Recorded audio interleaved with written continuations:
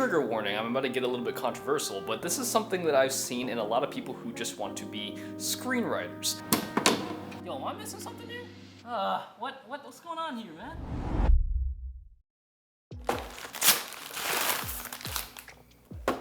This is the Ryzen 7. Specifically, this is the Ryzen 7 5700 X3D.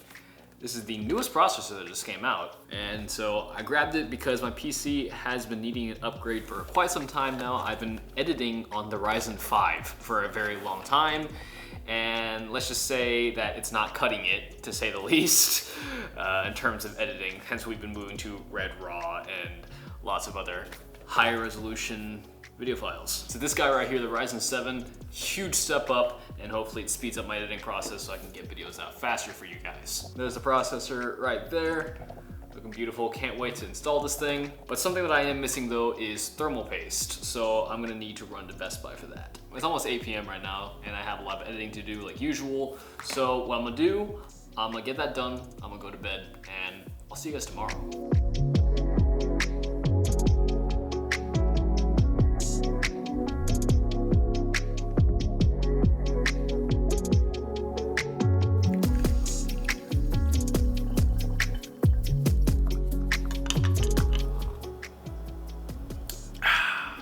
Good old cafe soda. Start off the day. Usually you put condensed milk in that, but I just use regular coffee creamer because condensed milk is a little on the sweeter side. I'm not feeling too much sugar right now.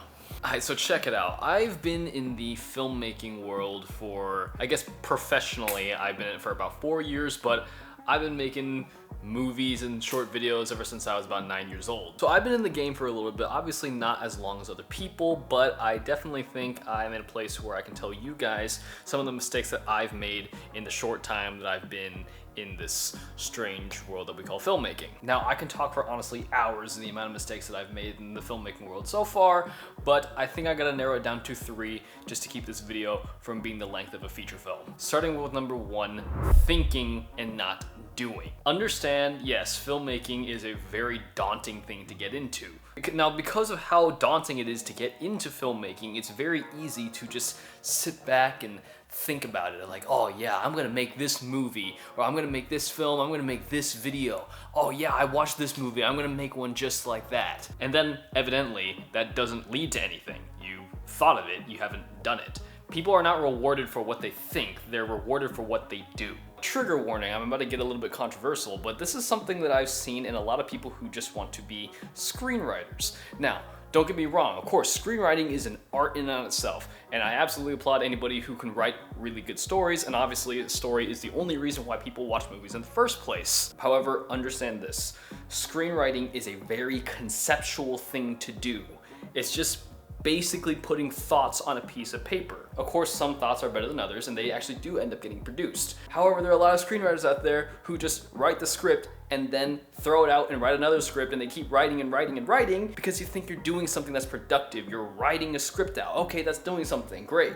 But how do people consume movies? They watch them, they don't read them. If you want people to read your story, write a book, don't write a screenplay. Understand when you first start out, you're not going to be recognized for the stories that you wrote on a piece of paper. You're going to be recognized for the film that you put out. If you start making movies and then people actually watch your films, then people are gonna start recognizing you, and then your concepts are going to be validated by your audience. So the way I like to think about it is this. If I write something, I haven't done anything until I've actually put out a product. The script is only step 1. There are plenty of other steps that you need to go through in order to actually release a film to the world and get your recognition for it. The main reason why a lot of screenwriters' scripts don't get produced is because they write a script that is way out of their realm of possibility to make. I said this before, it's really easy to get lost in the script that you're writing. So a lot of screenwriters are gonna write this really complex story that's impossible to make at their level, and then they think, oh, it's too hard, well, let's start another script, and then this vicious cycle continues. So scale down, make something that is super simple to make so you can get something out of the world and slowly build up your credibility over time to where you can make something more complex down the road. So basically, I gotta clean my entire apartment today. It's looking terrible, it's my day off. And if your place is looking a mess right now, go clean your place and then come back to this video.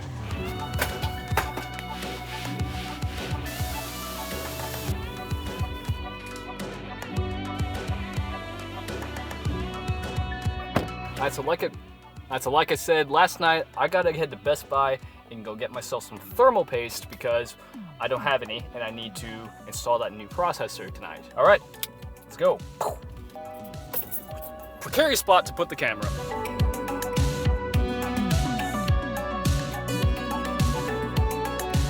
Alright, thermal paste acquired. I got the Corsair version. I don't know, I probably have an extra tube of thermal paste in my apartment somewhere, but I gotta find it. What's funny is I was just in there and this lady asked me if I was Vietnamese. And I was like, yeah, I am. And then I spoke Vietnamese with her for a minute. But now I gotta go to HEB and get myself some alcohol wipes because I need to wipe off the rest of that thermal paste on my processor.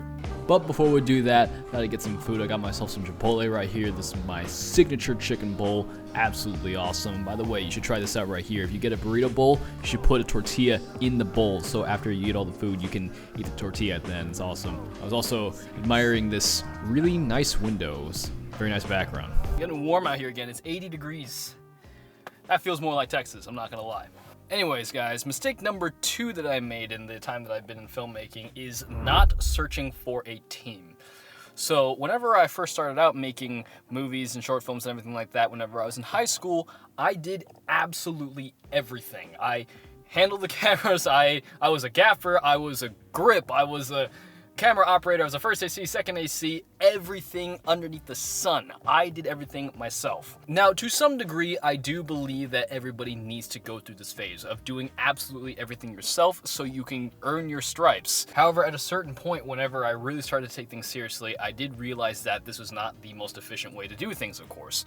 Filmmaking in on itself is absolutely a team effort. And there's a reason why there's a ton of people in the credits at the end of the movie. So whenever I shot the first short film that I did in college called The Starbucks Affair, I met a lot of people that were very like-minded like me and people who were really good at their jobs. The first time I met one of the best gaffers that I know, his name is Dylan Byrne, it felt like a weight was lifted off my shoulder. Like I was just building my camera out and I told him where we're gonna be and then he just said, okay, hang on, let me try something real quick. And then he just completely lit the scene in the most beautiful way that I can see. And whenever I saw the scene, I was like, you know what? I like it. No notes. Let's roll. But this is why it's absolutely crucial for you guys after a certain point of doing this by yourself for a really long time is to find yourself a team. Try to surround yourself with people who are willing to learn and who are also willing to actually assist you on your production. If you're like me, I understand, like you don't want people to take control of the products that you're trying to make. And I totally understand. I still struggle with that sometimes. And there's a reason why I still do one-man band stuff. It's hard to let other people help you and take control for you. But try your best to find yourself a team, and I promise you it will actually elevate you to the next level. Now, if you are struggling to shoot your first short film, dude, I absolutely understand it. There are way too many things that you need to understand about cinematography before you actually get any applicable results.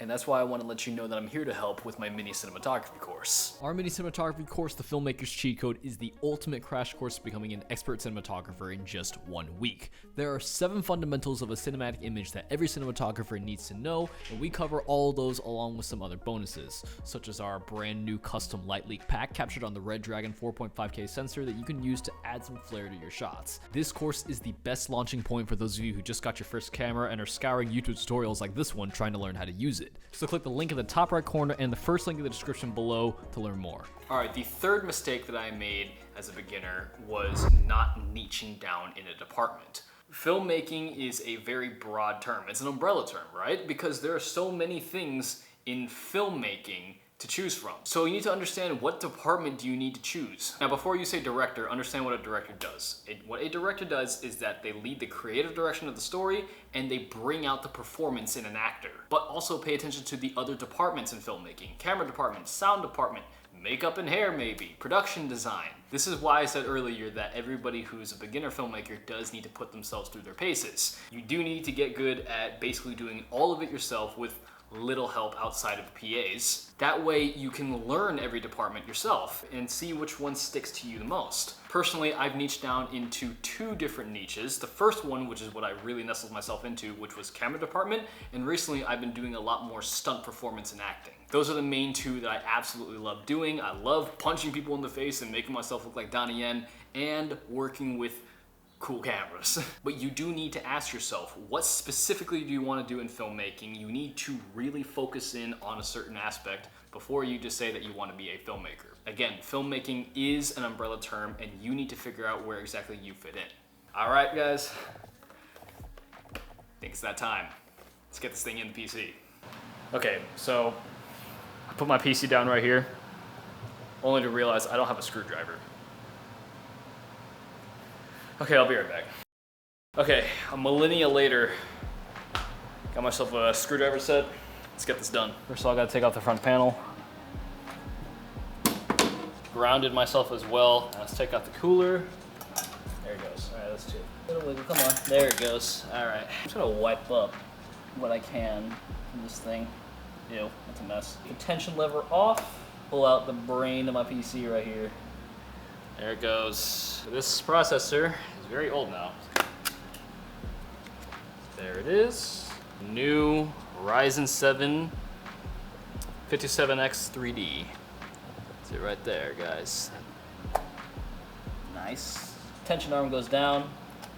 Boom, look at that, man. Processor installed like that, easy. Now, get myself some Corsair XTM50. You guys know about PC building. You only want to add just a little bit. In fact, I'm gonna practice this on a paper towel to see how fast it comes out first. Put more right here. All right, that's probably more than enough right there, actually.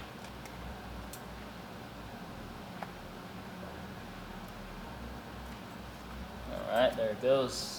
Okay, I knew this was going a little bit too smooth. I ended up realizing I did a lot of stupid mistakes whenever I was installing this new processor, and I ended up struggling with it for the next couple days.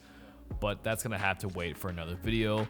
In the meantime, if you made it to the end of this video, dude, you know I appreciate you. Go ahead and hit the like and subscribe button if you hadn't already, and I recommend that you watch this video next. It's everything you need to know to buy your first camera for filmmaking. But other than that, if you have any more questions, please let me know in the comments down below, and I will see you in the next video.